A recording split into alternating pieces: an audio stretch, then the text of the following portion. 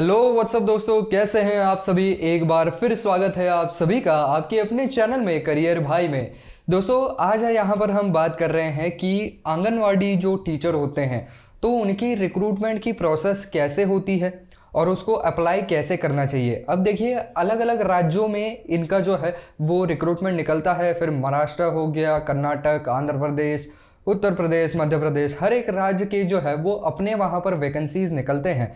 तो इसके लिए आपको अप्लाई करना होगा और उसकी एक नॉर्मल प्रोसीजर क्या होती है इसके बारे में हम बात करने वाले हैं। लेकिन आगे बढ़ने से पहले हमेशा की तरह अगर आप इस चैनल पर नए हैं और ऐसे ही इंपॉर्टेंट वीडियो देखना चाहते हैं तो दोस्तों बिल्कुल इंतज़ार मत कीजिए, वो सब्सक्राइब बटन फटाक से दबा दीजिए ताकि आप ऐसे ही इंपॉर्टेंट वीडियो सबसे पहले देख सकें। तो चलिए दोस्तों शुरू करते हैं। तो दोस्तों यहाँ पर सिलेक्शन प्रोसेस जो है उसके यहाँ पर 4 चरण दिए गए हैं।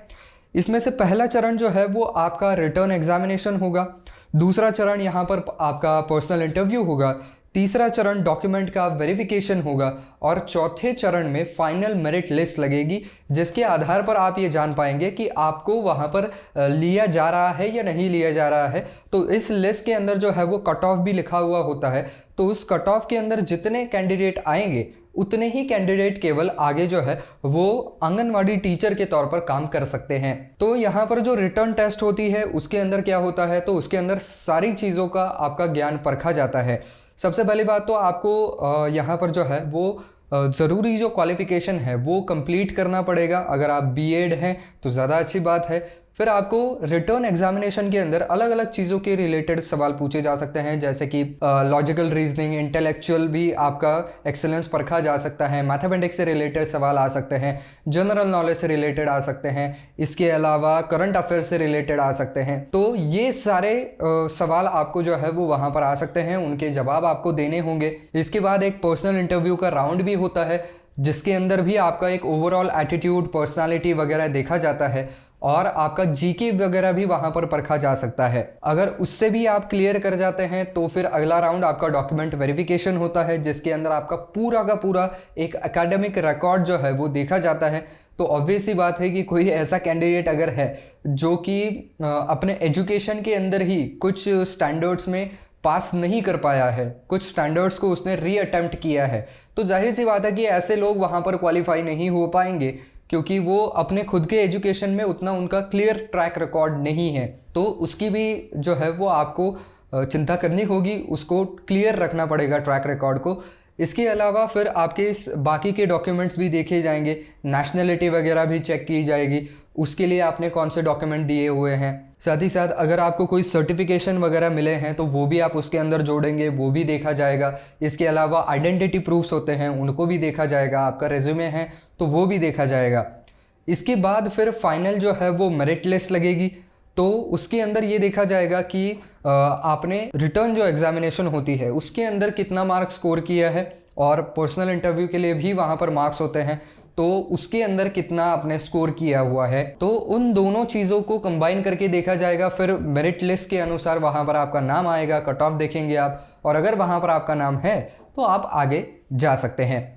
अब अगली चीज़ ये है कि इसके लिए आपको रजिस्टर कैसे करना है, तो चलिए उसके ऊपर भी नज़र डाल लेते हैं।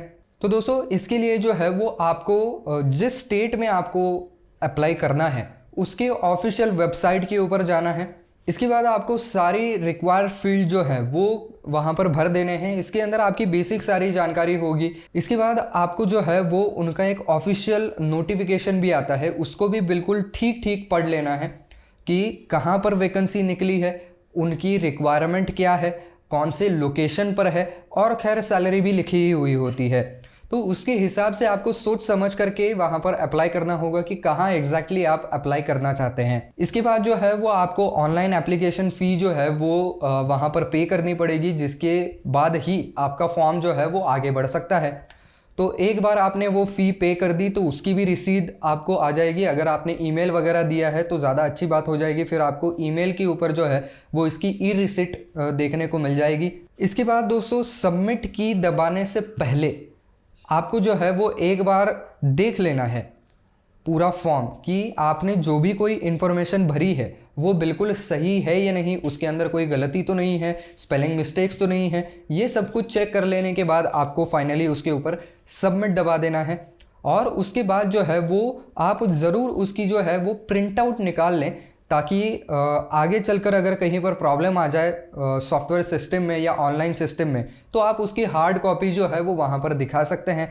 और साथ ही साथ आप अगर जो फ़ी आपने पे की है उसकी रिसीट की भी प्रिंट आउट निकाल करके रखेंगे, तो आप प्रूव कर सकते हैं कि ये मेरा फॉर्म है और ये मैंने रिसीट भरी हुई है, यानी कि आपकी फ़ीस भरी हुई है, तो अब मैं यहाँ पर एग्जामिनेशन देना चाहता हूँ।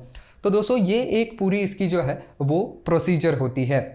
तो बस दोस्तों आज के वीडियो में बस इतना ही। आई होप ये वीडियो आपको पसंद आया होगा, काम का लगा होगा।